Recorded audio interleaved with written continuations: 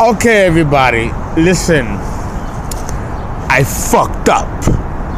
I had mentioned that Venus went retrograde on April 17th. It wasn't Venus, it was Mars. I fucked up. Now I understand why Judy wants me to use cue cards so I don't make these mistakes, which is why I erased my videos on the Venus retrograde, because Venus was not retrograde. Sometimes these things happen to me. And I want to sincerely apologize. I run 5 websites, 7 blogs, and several pages, both on Twitter, Facebook. I got 2 managers and 2 assistants, and sometimes it's really hard to keep up. And I want to personally apologize for fucking up in that degree. But it's not gonna happen. Listen, I'm gonna use my cue cards. So here we go. We're gonna talk about Venus retrograde. And before we can talk about Venus retrograde, here I go again. You have to understand I'm a Virgo, and I was born with Mercury on my ascendant. And when Mercury goes retrograde, it really, really, really, really does affect me and my work. And all Virgos and all Geminis and anyone that got Gemini, Virgo ascendant, or Mercury on the ascendant, like myself, and we have to double check everything. Everything has to be double checked, sometimes triple check. But I got my cue cards, I got my notes, thanks to Judy, the super present for me. So in order for me to talk about, even though Venus is not retrograde, the information that I gave you on Venus retrograde, don't lose it, don't discard it, because she will be going retrograde at some point in August, and that's going to come in handy. And I will put those videos right back into my blog, into my Facebook page concerning Venus retrograde. But I had to let you know, I'm human, and sometimes I don't even understand how these mistakes occur, but it does. And there is nothing, when it happens, there's nothing you can do about it. There's nothing I can do about it. There's nothing I can do about it. Once it occurs, there's nothing you can do about it. You have to surrender to it. So the best thing I could have done was remove those videos and then talk about the proper planets that are retrograde. Okay? So here we go. And I hope that this doesn't make me lose credibility with my public. But it happens. But the good thing is that I have a good management team that's on top of it. That's on top of it. And they catch it and then they put me straight. And I want to thank them for that at the People's Astrologer. Okay. When we talk about Sagittarius, we got to talk about a couple of pointers. Number 1, Sagittarius is a fire sign. And it's a mutable fire sign, meaning that it's changeable, it's moody, and it's also adaptable. Okay? People with strong Sagittarius energy, whether the moon, the rising sign, or the sun sign, or any other person or planets, or even a grouping of planets in Sagittarius, it's going to really give you the type of psychological feeling of altruistic beliefs. When you think of Sagittarius, you think of altruistic beliefs. You think of high philosophy, God, okay? You think of the clergy. You think of the church, religion. You think of colleges, universities, and professors, and adjunct professors, and their assistants and secretaries. You also think about foreign countries, cultures, and people of different races, different cultures, different customs.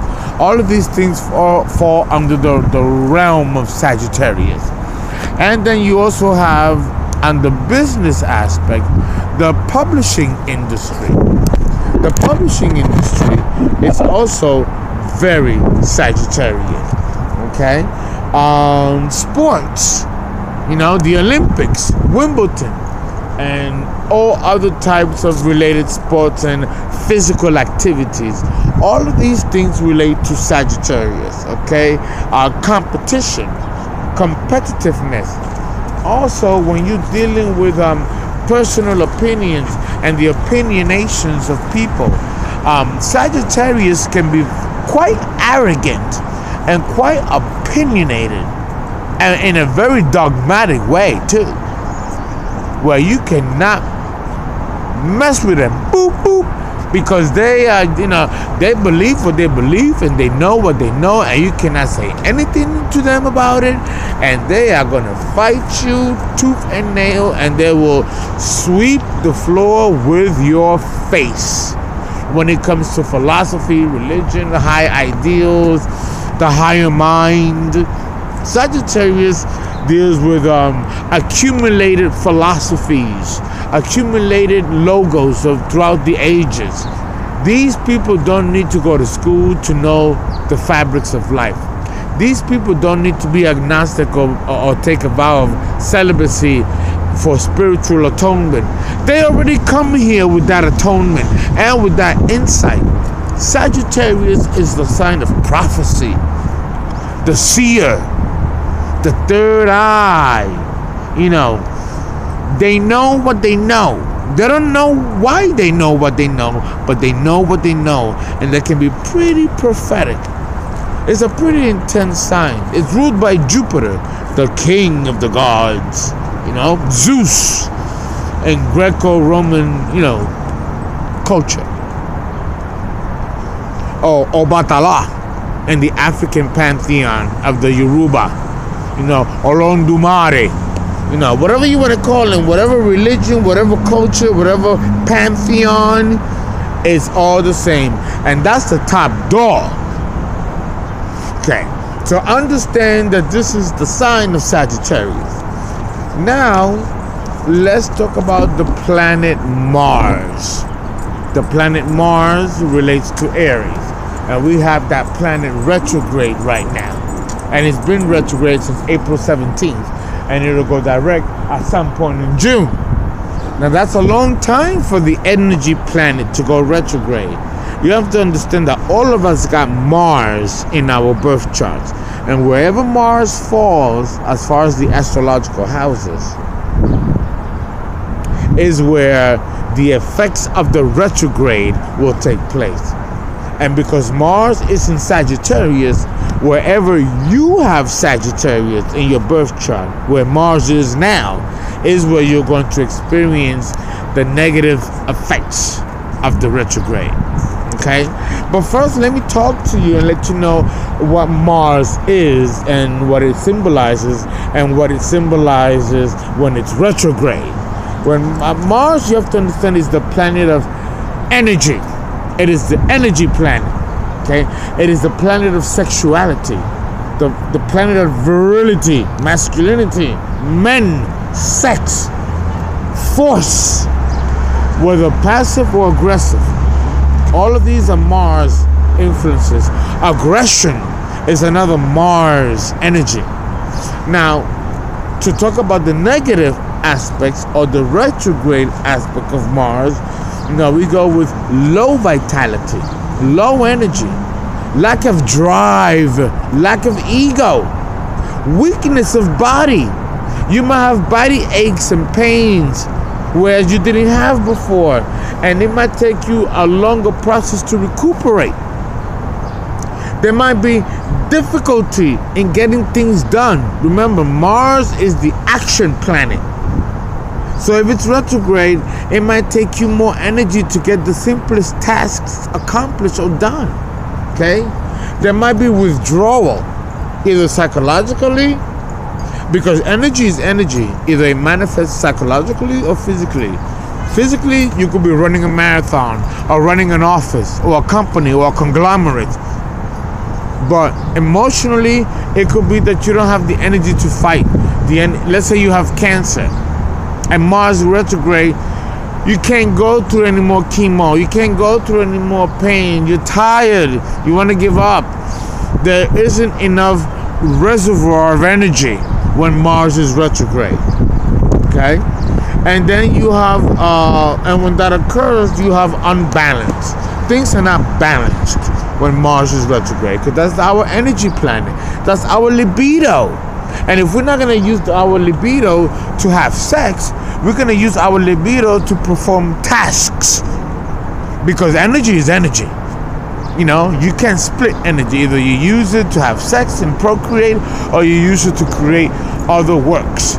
Usually stuff from your mind manifested into material works. But in order for that to occur, you need to have Mars on your side to give you the available energy in which to perform those tasks or to accomplish in manifesting those works. When Mars goes retrograde, these things come into a halt. They come into a halt. And you might think that you have a low energy of iron, or you have a low, or you're not eating your Wheaties and noodles. You know, you don't know what it is. You might be drinking too much or drugging too much. You know, the point is that there isn't enough available energy. Now, do you see the sun? The sun is going down. The sun is waning. Think of Mars as being that sun that's just about to go down into the horizon.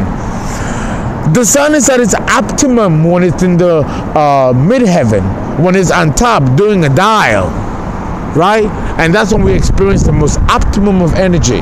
But when the sun is about to descend, as you can see here in the horizon, you know, that's kind of equivalent to a Mars retrograde.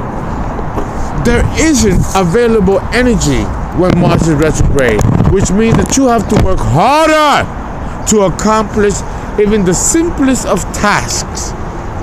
Am I making myself clear? Okay.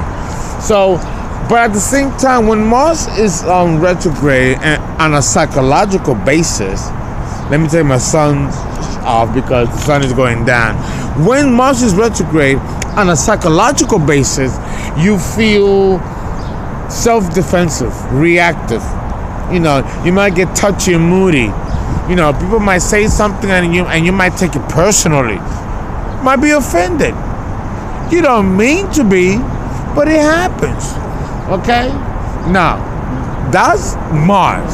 And we're gonna go about the next part 2, and we're gonna talk about Mars now in Sagittarius and what that means.